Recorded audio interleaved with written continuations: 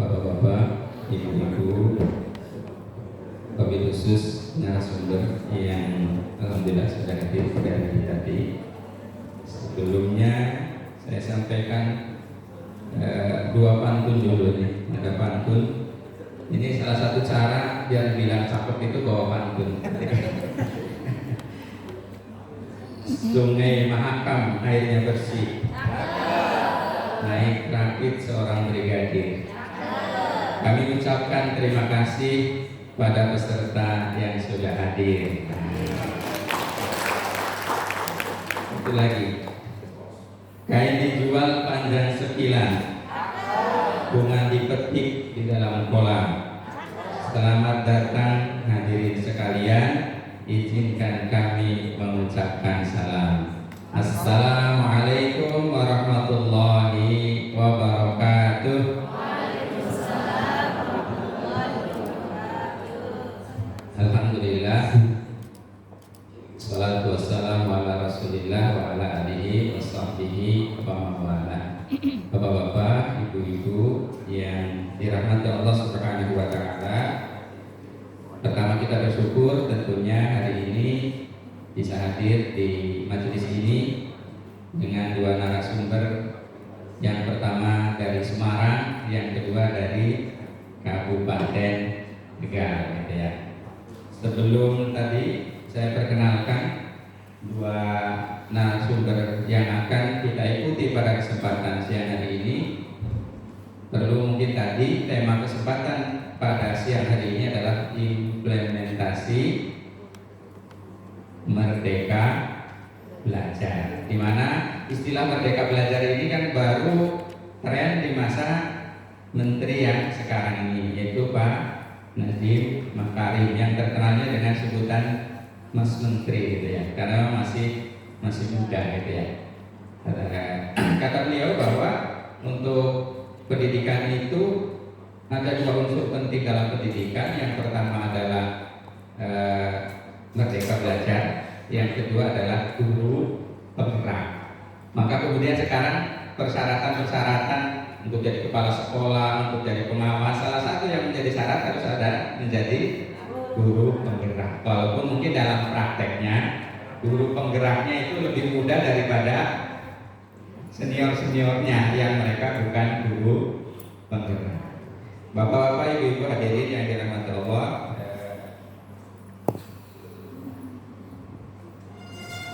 saya perkenalkan ada tadi dua pembicara kesempatan yang hari ini. Yang pertama itu dari Semarang. Beliau masih sangat muda. Ini mewakili generasi muda, gitu ya.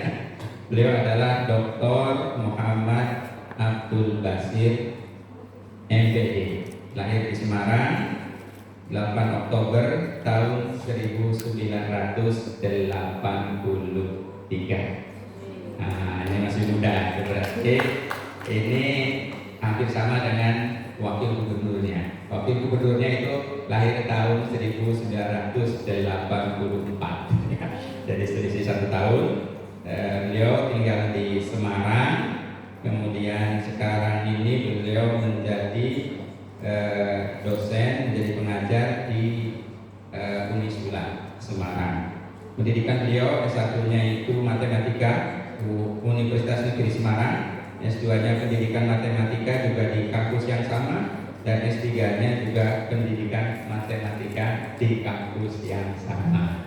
Berarti beliau betah dengan jurusannya linier matematika, terus kemudian kampusnya juga tetap di situ. Berarti betah dengan jurusan dan kampus yang sama beliau ini. S3 matematika, kira-kira apa yang dipelajari dengan matematika sampai S3 ini? Nah, nanti bisa ditanyakan, ya. Walaupun tidak terkait langsung barangkali dengan tadi Merdeka Belajar. Kemudian keahlian beliau inovasi pembelajaran dan pengembangan bahan ajar matematika, ya. Bukan karena orang Solo kemudian jadi matematika. Psikologi pembelajaran matematika. Kami persilahkan Pembicara yang pertama yaitu Bapak Dr. Muhammad Abdul Bakir MPD. Selanjutnya pembicara yang kedua, beliau kalau melihat usia, insya Allah beliau lebih berpengalaman ya, karena beliau sudah lama, hidupnya lebih lama dibandingkan dengan tadi Pak Dr. Muhammad Abdul Basir. Beliau adalah Pak Urito SPD MPD. Beliau adalah pembina utama muda, pengawas ahli media. Kemudian beliau ketua forum ilmiah dulu, kemudian ketua tim penilai angka kredit, jabatan fungsional, ketua Pasda POP Tanoto Foundation, dan beliau saat sekarang menjadi pengawas SMP di Kabupaten Tegal. Kami persilahkan kepada Bapak Urito SPD MPD.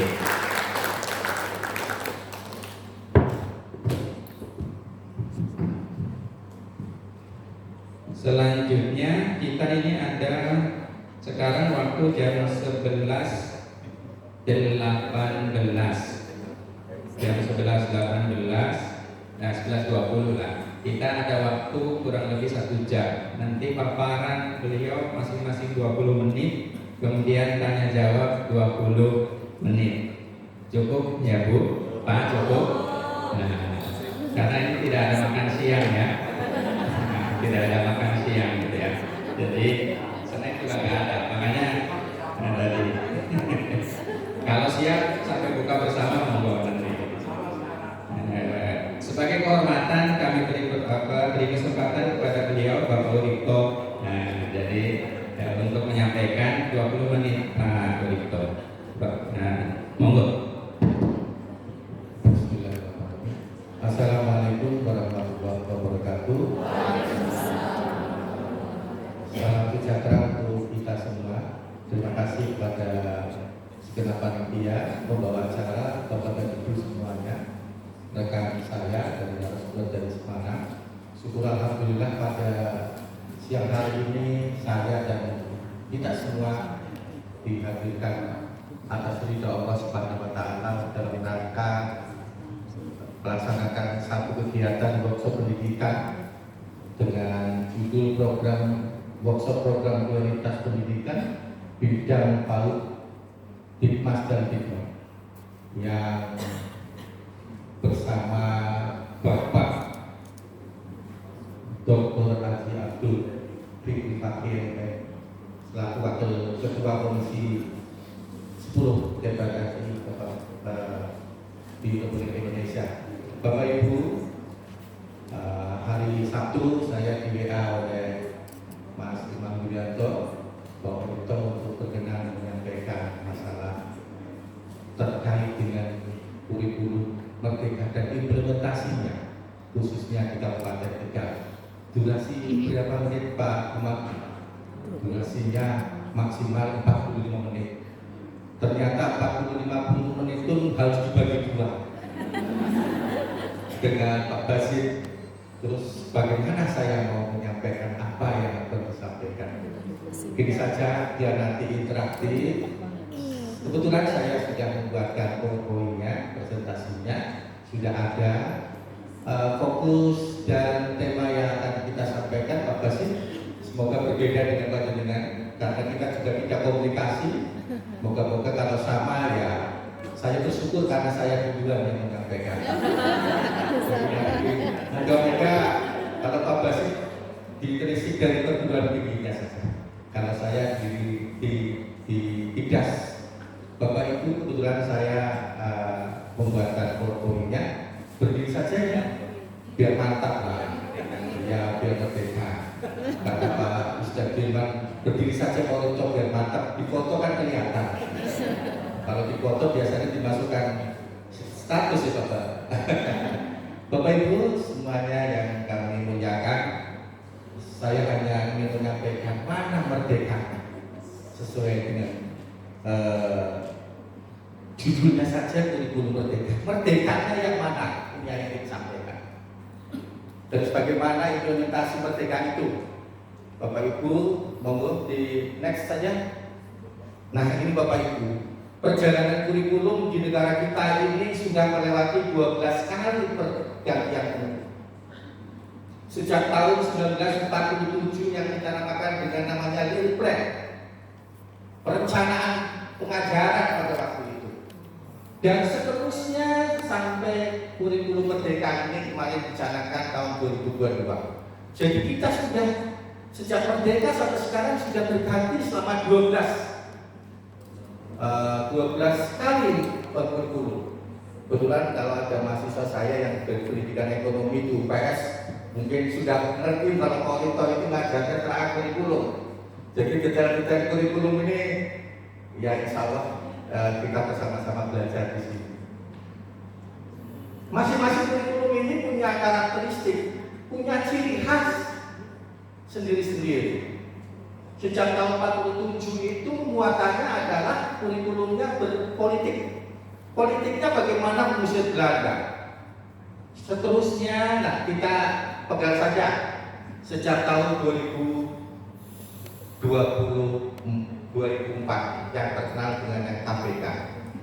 Mengapa kita 2004? Karena sejak itulah kurikulum kita sudah berbasis kompetensi. Sebelum-sebelumnya tahun 2004, 94, 84 sampai seterusnya itu kita tidak menggunakan kurikulum berbasis kompetensi. Maka pada waktu itu judulnya adalah kurikulum berbasis kompetensi KPK. Sekarang pertanyaannya, apakah juga kurikulum merdeka ini berbasis kompetensi? Ayo Bapak Ibu, kan kebetulan ini teman-teman saya semua ini Bapak Sikri, guru-guru Kabupaten Tegal banyak yang mengenal. Ayo Bapak Ibu, apakah kurikulum merdeka ini berbasis kompetensi? Ya, jawabannya ya. Kalau begitu sama dong Pak dengan 2024. Kemudian 2024 disempurnakan tahun 2026, 2006 namanya KTSP, diubah lagi 2013, kemudian diubah lagi 22. Terus yang membedakan mana antara 2004 dengan 2022? Bapak dan Ibu semuanya, alhamdulillah sih sejak tahun 2004 fokus pendidikan di negara kita sudah tertuju kepada satu fokus, yaitu menuju peserta didik mempunyai kompetensi tertentu. Oleh karena itu dinamakan kompetensi kurikulum berbasis kompetensi. Dicatat dulu, berarti ada korelasinya dong Pak, ada keterkaitannya antara kurikulum 22 dengan 2024. Ada. Cuma yang membedakan antara 2004, 2006, cara menuju kurikulum kesananya yang berbeda. Arahnya sama, yaitu menuju kompetensi. Kompetensi adalah kemampuan peserta didik yang dapat dilihat, dipegang, didemonstrasikan, dan dapat diukur dan dapat dinilai. Itu pengertian kompetensi. Jadi Bapak Ibu, pergantian kurikulum sekarang itu hanya berbeda cara pengorganisasiannya, mengelolanya, materinya agar sampai tujuan ke sana, kompetensi peserta didik. Jadi kalau ditanya apa perbedaannya? Perbedaannya sama-sama berbasis kompetensi, cuma untuk menuju kompetensinya sana caranya berbeda-beda. Bapak Ibu, kalau kurtilas kurikulum 13 sudah di kotak-kotak. Setahun ini lewat kaki tadi, setahun ini. Tapi kalau ini bagaimana Bapak Ibu? Ini sudah pada pinter-pinter di Bapak Sidya. Di mana Bapak Ibu kurikulum sekarang sudah di kotak-kotak per tahun tidak?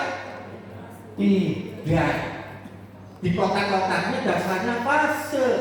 Berarti satu itu disebut bebas. Materi SMP kelas itu pas diulang ke kelas bodoh boleh tidak? Boleh, tidak masalah Bapak dan Ibu. Dimulai ke kelas 9 boleh tidak? Boleh. Itu bebas pertama adalah boleh Bapak Ibu camkan baik-baik bahwa merdeka pertama adalah bebas untuk mencapai tujuan pembelajaran atau yang kita namakan capaian pembelajaran. Sampai itu belajar itu menuju kemana? Ke kompetensi tertentu. Bebas pertamasan. Jadi tadi Pak Kepala Dinas ketika mulang oli, orang mulangnya oli Pak. Itu keliru ya. Oke. Ada pertanyaan begini Pak Basuki. Pak, jurenya ganti menteri, ganti kurikulum. Terus benar benar Bapak Ibu? Benar benar Bapak Ibu? Ganti menteri, ganti kurikulum benar apa orang? Orang lah. Ini 2013 sampai 2022 sangat tahu menteri itu ganti kita dulu kok. Layak Pak, sudah 9 tahun layak kita ganti. Mengapa? Karena dunia kita sudah berubah. Dunia kita sudah berubah. Maka kurikulumnya harus kita sesuaikan. Oke, lanjut, next. Nah, ini Pak, yang membuat kurikulum itu harus berubah faktornya ada 6. Yang pertama adalah adanya psikologi perkembangan seseorang. Ya, maka kita mengenal adanya fase-fase. Kalau SD kelas 1, 2 fasenya A, kelas 3, kelas 4 fasenya B. Ini dari ilmu perkembangan kejiwaan seseorang.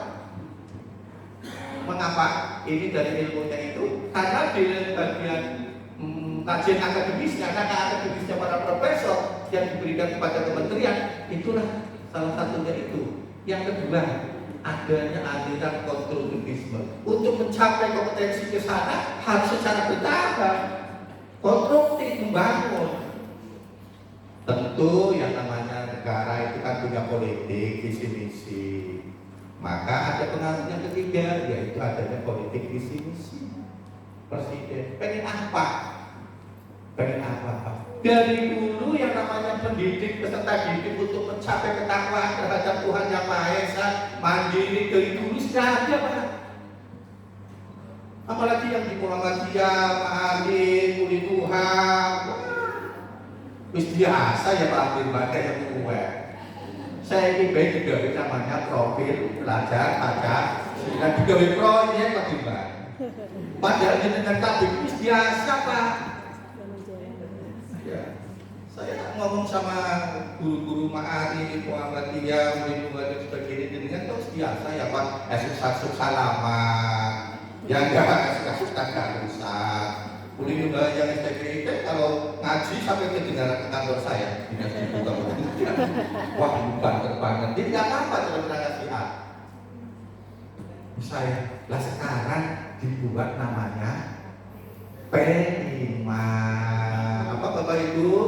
Proyek penguatan pelajar Pancasila. Anaknya pada baik menuju karakter yang berdimensi 6, tapi pada salah kaprah. Ibu ketemu kabeh. Salah kaprah yang sudah lo bangun di Kalimantan video sekolah-sekolah Bu wis Bu P5 terus apa Pak? Bojo seneng Pak, guru-guru Pak. Bojo didilek karakter apa? Orang. Bisa orang. Salah Pak. Ini sebuah model pengembangan karakter. Kayak dulu namanya pendidikan karakter, kebiasaan dan sebagainya. Terus saya lanjut aja ya Pak, nanti kasih ke Basit. Nanti bisa ditanyakan aja. Merdeka yang pertama. Nah ini kurikulum nih, definisinya dari para ekspor, para ahli banyak. Saya ambil yang formal saja. Menurut TP 57 2021 kurikulum adalah gitu ya. Boleh Pak nanti panitia bisa mengeset ke guru-guru sini materi kalau saya tidak bisa menyampaikan secara lengkap semuanya. Lanjut Pak. Nah, ada sekolahan satuan pendidikan ngotot. Pak, ini orang tahu kurikulum merdeka, karena kurikulum 13. Oh ini apa orang Bapak Ibu? Mau tanya nih, Mas Indiko boleh enggak? Mau yang sih? Boleh enggak? Oli, siapa semua orang Oli? Oli, jadi kan hukum kelas bisa Oli mana merdeka? Anda dengan ngomong kayak itu berarti dipaksa Pak. Merdeka apa? Tapi ya tapi lakakan santai. Kayak apa itu? Peraturannya suruh bakal ketinggalan. Jadi kan kalau tersisa deh. Sakala ngikutin, lah tersisa deh kan sih. Ya ini peraturannya sudah berubah semua Pak. Peraturannya juga Oh, jadi kan kok tahu kan 2022 semua. Kemudian ada krisis, ada proses bubar kabeh sih tahun 2006 Pak. Jadi apa? Lanjut ya. Nah ini lanjut aja deh. Nah, kalau bicara kurikulum, pasti judulnya anak terus yang disebut komponen umum kurikulum. Anak kerangka dasarnya, anak struktur kurikulumnya. Struktur kurikulumnya nanti dibagi 3, ada kompetensinya, muatan pembelajaran, ada beban belajarnya. Kalau bicara kurikulum mesti yang dirubah ini pokoknya 2. Ada kerangkanya, ada strukturnya. Bedanya di mana? Lanjut Pak. Nah, bedanya itu Pak. Coba lihat kerangka dasarnya. Kalau kurikulum 13 kan hanya standar nasional pendidikan. Tapi kalau kurikulum merdeka, anak tambahan Bapak Ibu, anak kurikulumnya, anak profil belajar Pancasila. Kemudian kompetensinya, kalau dulu namanya KIKD, sekarang namanya CP. Capaian pembelajaran. Yang CP-nya di mana? Kepala Surat Keputusan Kepala BSKAP, Badan Standar Asesmen dan Kurikulum Pendidikan. Nomor 033 di situ isi capek-capek tok Pak. Capaian pembelajaran wis pirang halaman minggu halaman kuwi dari SD sampai SMK. Yang enggak ada perguruan tinggi, nanti kalau perguruan tinggi tanyanya Bapak Haji saja. Ya, semuanya lanjut ya Pak. Berapa menit lagi Pak? Lanjut Pak. Untuk saya buatkan presentasinya ya Pak. Tuh beban pelajarannya Pak. Nah, kalau dulu hanya kurikuler, sekarang ada apa Bapak Ibu? Dibagi juga kegiatan utama, yaitu antara kurikuler dan profil pelajar Pancasila. Profil pelajar Pancasila ini berapa? 20 sampai 30%. Nah inilah Pak, Simon ini kepada sekolah. Pakai Pak, teman-teman, Bartana workshop, Bartana apa yang namanya apa Ibu mesti ya? Kayak di akhir tahun namanya apa? Hah? Profil pelajar Pancasila. Pentas ya. Gurune orang ngerti bocah pada brojol. Terlena ekonianya, terlena Pak. Ekonia kita. Ya. Bukan itu tujuannya. Tujuannya adalah pendidikan karakter. Maka saya titip dengan yang hadir di sini dari Uliduha, dari Muhammadiyah, dari Ma'arif. Tolong ini jadi motornya. Ya, lihat-lihat itu budak-budak tok Pak. Maaf ya. Nanti mau saya dimasukkan ini dalam rangka bagaimana refleksi kurikulum. Lanjut Pak. Lanjut terus. Nah, yang beda lagi Bapak Ibu. Nih, kurikulum sekarang ini ada yang namanya digitalisasi pembelajaran. Yang kita aturnya namanya platform Merdeka Mengajar. Pemerintah menganggap kementerian minterna guru kuwi nganggo PNN Pak. Makanya PNN dikejar-kejar terus. Dikejar-kejar pengawas ya kejar-kejar guru. Kepalanya kejar-kejar guru. Petung-petungan Pak. Dia dikejar loh dari Pak Dinas pada tidak pengawas kan kepala sekolah. Pengawasnya udah ngomong Pak PNN itu Pak. Karena kementerian menganggap guru yang pinter ini nganggo PNN. Walaupun kabupaten pernah kira ya. Titik nih mana yang bisa kali nih SMPIT kudu jadi contoh. Ya panik bisa di negara. Tak mantap terus sistem PNN. Wis terbukti apa orang di pintu yang bodoh ngerti gimana laksananya sih. Sementara dulu tulis baik PNN buka. Si bukan teknologi gue untuk panik. Lanjut. Nah, perubahannya. Exit terus lanjut. Ya, kan perubahannya.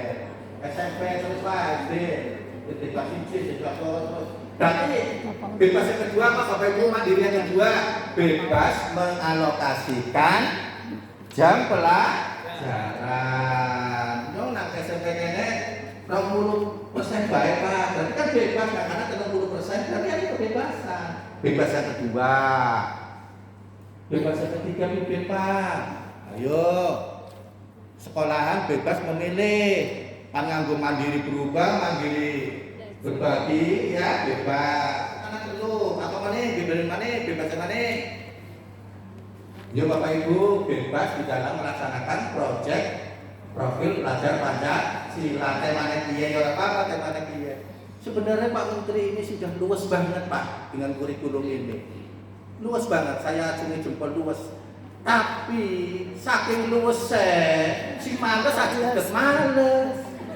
Masalahnya kayak gue. Donge RPD dikembangin nak, jemput nang MPN tok ganti nama sekolahan. Gue sih kan anak praktek dunia nyata ya gue Pak.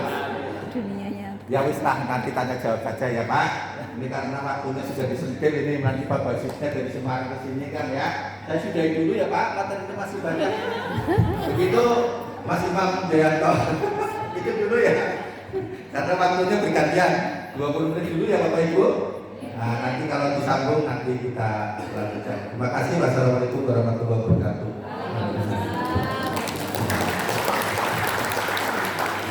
Terima kasih Pak Uripko yang sudah menyampaikan dengan bahasa negaranya sehingga insya Allah lebih nyambung orang Spanyol gitu ya. Jadi kita santai, tapi materinya masuk ya. Insya Allah masuk. Tinggal nanti kalau masih ada yang perlu ditanyakan nanti kita kasih kesempatan untuk bertanya di sesi berikutnya. Untuk pembicara kedua ya, dari Semarang yaitu Pak Dr. Muhammad Abdul Bashir. Dia adalah salah satu pengajar atau dosen di Universitas Sultan Agung. Kami persilahkan 20 menit.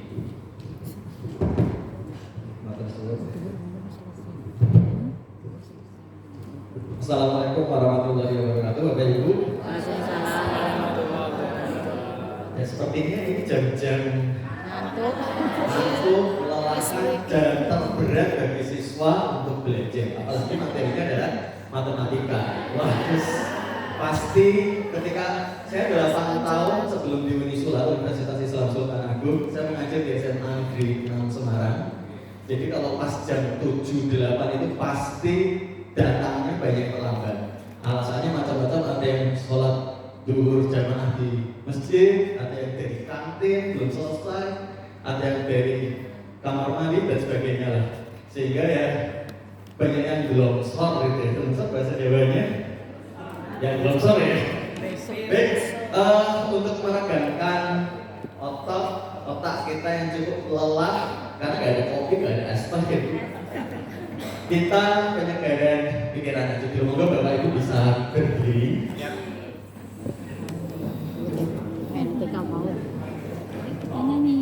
Kita streaming sebentar. Masih ingat lagu Kita Jumpa Lagi? Walaupun kita belum pernah berjumpa dengan saya gitu. Ayo kawan, kita jumpa lagi. Tengok kanan, tengok kiri, kedipkan mata ting-ting. Masih hafal dengan lagu itu Bapak Ibu? Ya kita coba aja ya. Nanti sambil ditirukan, kalau tengok kanan ya tengok kiri. 1, 2, 3. Ayo kawan, kita jumpa lagi. Tengok kanan, tengok kiri, kedipkan mata ting-ting. Udah hafal gitu Bapak Ibu? Kayaknya kalau cuma kedipan kata, kita cukup melihat sesuatu yang segar di sebelah kanan dan kiri kita ya. Walaupun sudah terbiasa ketemu, coba sekarang ganti dengan tepuk pundak. 1, 2, 3. Ayo kawan, kita jumpa lagi. Tepuk pundak, tepuk pundak kanan, tepuk pundak kiri, ting. Ya, lumayan.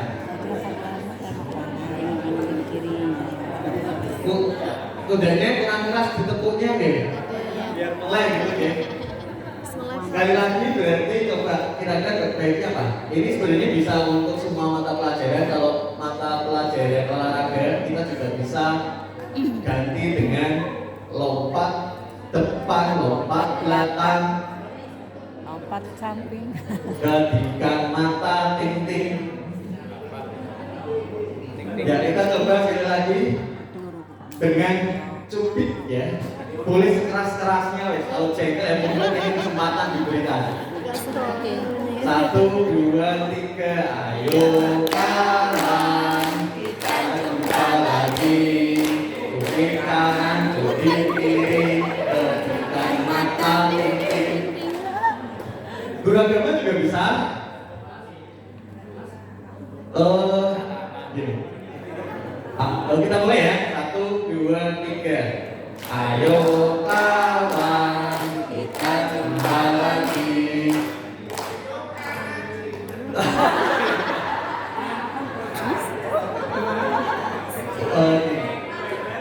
Boleh ganti dengan cubit kanan, cubit kiri. Assalamualaikum. Habis nyupit salah. Jangan ting-ting dong jawabannya. Waalaikum. Ya. Karena tadi ting-ting terus, ya ikut-ikutan ting-ting. Jadi matur suwun Bapak Ibu untuk tepuk tangan untuk kita semuanya. Kita tolong slide-nya dan bisa Mas.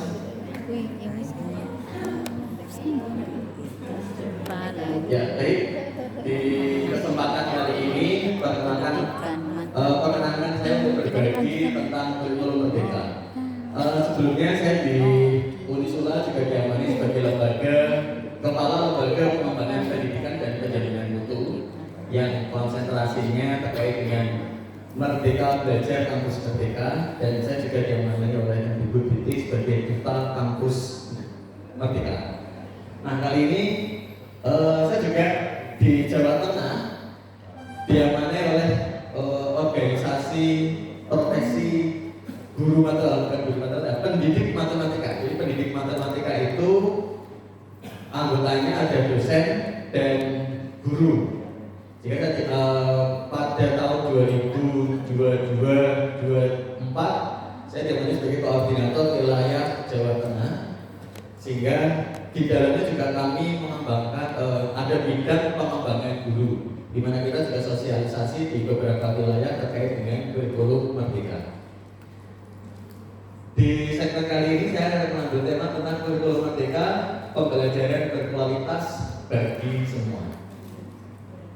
Nah, tentunya saya yakin Bapak Ibu semuanya sudah fasih dengan kurikulum merdeka. Cuma biasanya responnya macam-macam di sini.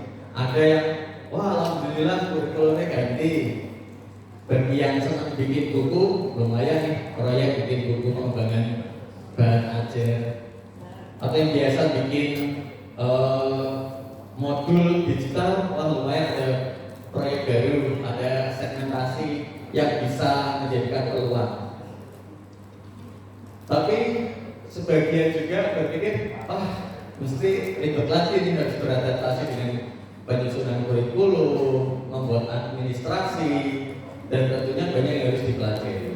Namun setidaknya di era sebagaimana yang tadi disampaikan oleh Pak Ustadz Abdul Fikri Fakih di zaman KUKA, maka segalanya memang tidak menentu. Orang yang pintar pada saat sekolah belum tentu menjadi orang sukses di depannya. Begitu juga dengan orang yang bodoh sekalipun saat sekolah, saat ini pun banyak cerita sukses keberadaannya gitu.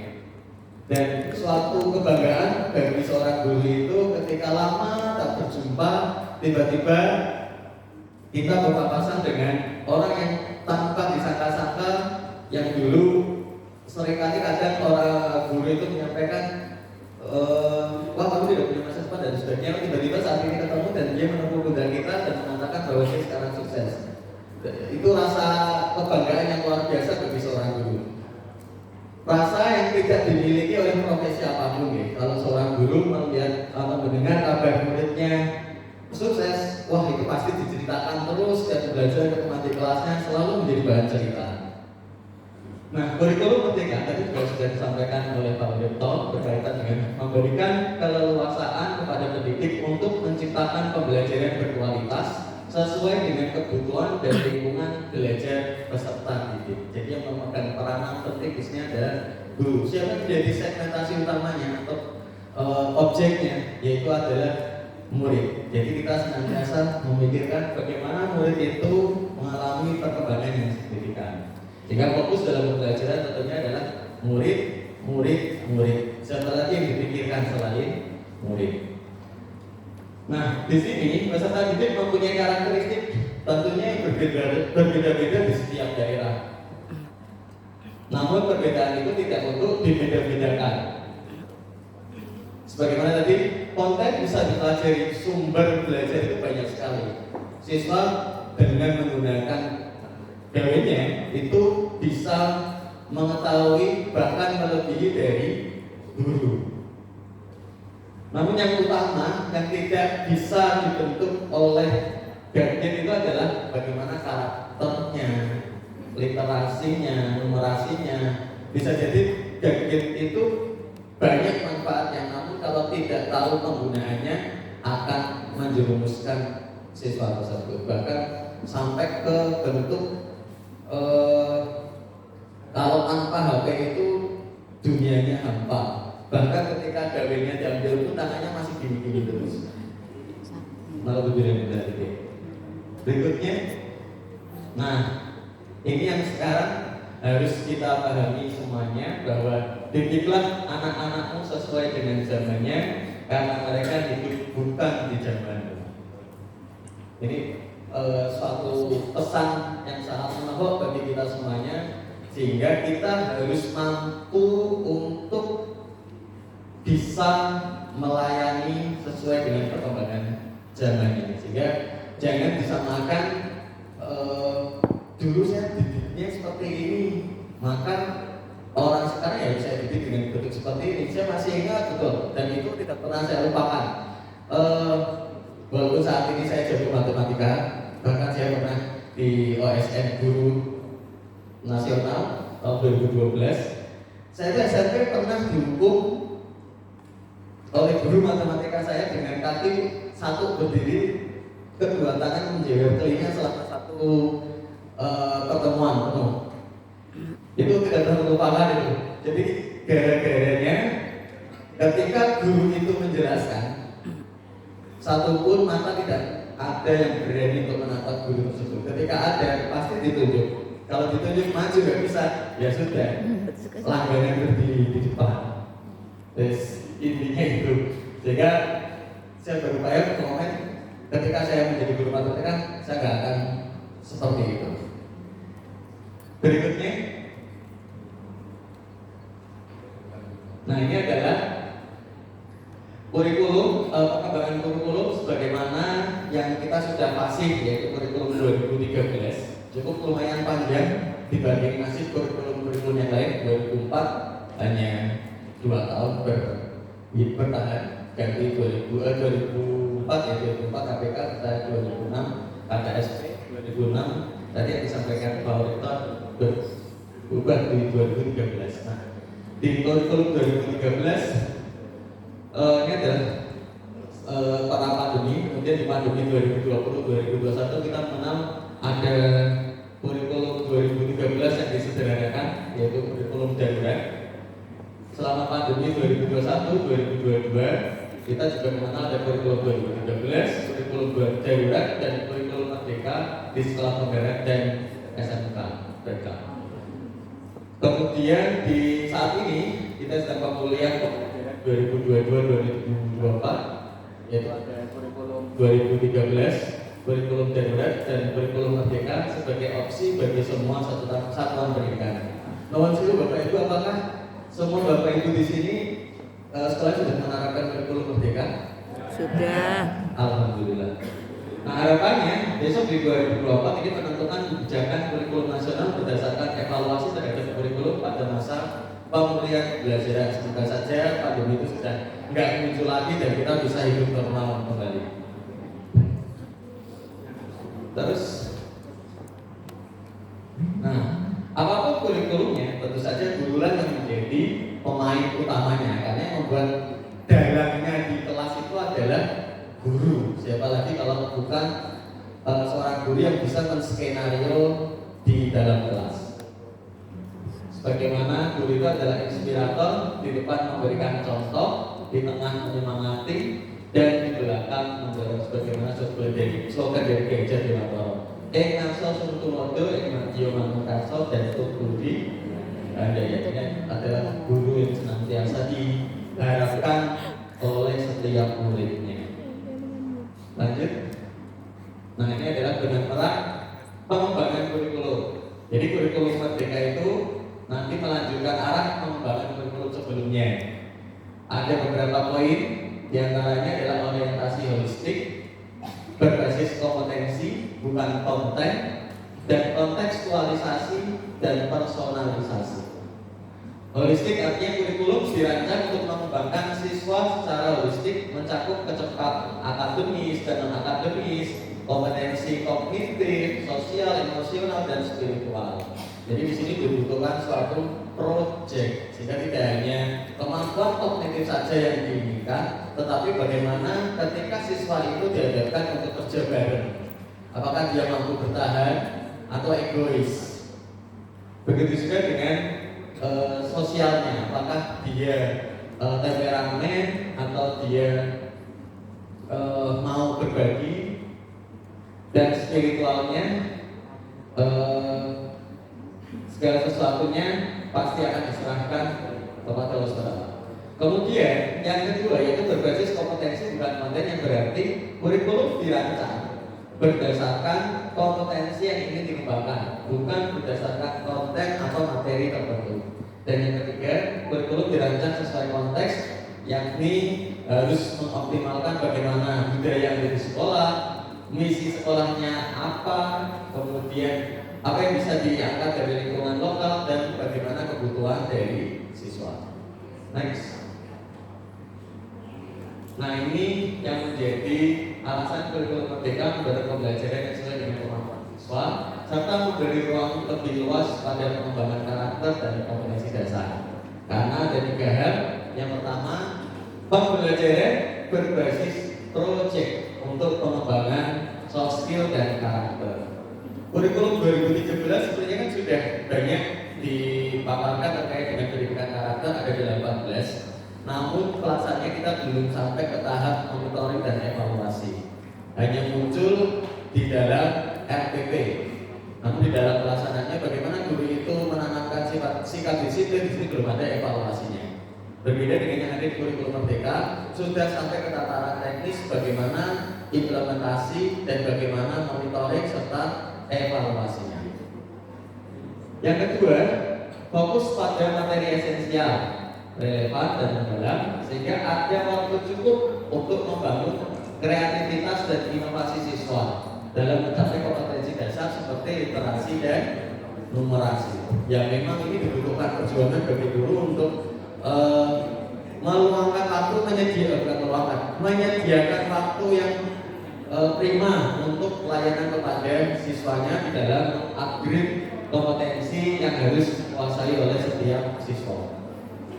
Dan yang ketiga adalah fleksibilitas bagi guru untuk melakukan pembelajaran yang sesuai dengan kemampuan siswa dan melakukan penyesuaian dengan konteks dan muatan lokal. Nah, berikutnya ini penjelasannya. Pertama, bagaimana karakteristik utama kurikulum Merdeka, yaitu pengembangan karakter. Nah, di dalam pengembangan karakter ini kita bisa kurikulum 2013 sudah menekankan pada pengembangan karakter, namun belum memberi porsi khusus dalam struktur kurikulumnya. Lalu seperti itu, Mbak. Nah, dalam struktur kurikulum Merdeka 20-30% jam pelajaran digunakan untuk pengembangan karakter profil pelajar Pancasila melalui pembelajaran berbasis berbasis proyek penting untuk pengembangan karakter. Tentu saja yang pertama memberi kesempatan untuk belajar melalui pengalaman. Kadang pintar di teori belum tentu dia bisa mempraktekkan. Kemudian yang kedua, mengintegrasikan kompetensi esensial yang dipelajari oleh peserta didik dan berbagai disiplin ilmu serta struktur belajar yang lebih fleksibel. Jadi di dalam kelas, apakah Bapak Ibu sudah melaksanakan pembelajaran berdiferensiasi? Takut. Dimana ketika menjelaskan suatu materi, kita sudah mengetahui terlebih dahulu kemampuan yang dimiliki oleh siswa. Misalkan kita akan melakukan kuesioner singkat pengamatan langsung terhadap siswa untuk dijadikan kelompok dengan kategori misalkan gaya belajar auditori, gaya belajar visual, sama gaya belajar kinestetik. Misalkan siapa yang belajarnya dengan menggunakan musik, silakan kelompok. Siapa yang kalau belajar itu suka membuat animasi gambar dengan menggunakan peta konsep, kamu belajar visual. Siapa yang suka belajarnya sambil nonton tayangan video pembelajaran? Dengan menggunakan praktek langsung. Berarti kamu termasuk dalam kelas kategori kinestetik. Nah, di dalam pembelajaran berdiferensi juga nantinya Bapak Ibu juga mempersiapkan 3 bentuk pembelajaran yang berbeda untuk ketiga kelompok siswa yang berbeda juga. Misalkan yang kelompoknya visual diberikan tayangan video pembelajaran. Kemudian guru memberikan berbagai bentuk fasilitas untuk memahami materi tersebut. Begitu juga dengan saat tes evaluasi, guru pun juga memberikan keleluasaan siswa di dalam menjawab. Jadi tidak harus dalam format yang sama. 1 menit lagi. Ternyata sangat sekali dengan terasa. Jadi ada yang menggunakan, kalau kalian bisa menggambar, ya selesaikan dengan cara menggambar. Saya punya beberapa tampilan bagaimana saat praktek di lapangan, siswa itu membuat jawabannya dengan menggunakan gambar, kemudian dipresentasikan. Ada juga yang bercerita, jadi membuat narasi deskripsi. Jadi siswa menuliskan sebuah karangan, deskripsi naratif secara membuat kalimat berpanjang-panjang. Satu lagi dia tidak bisa menggambar, tidak menuliskan karangan, tapi dia langsung menyampaikan secara lisan. Baik, lanjut Pak.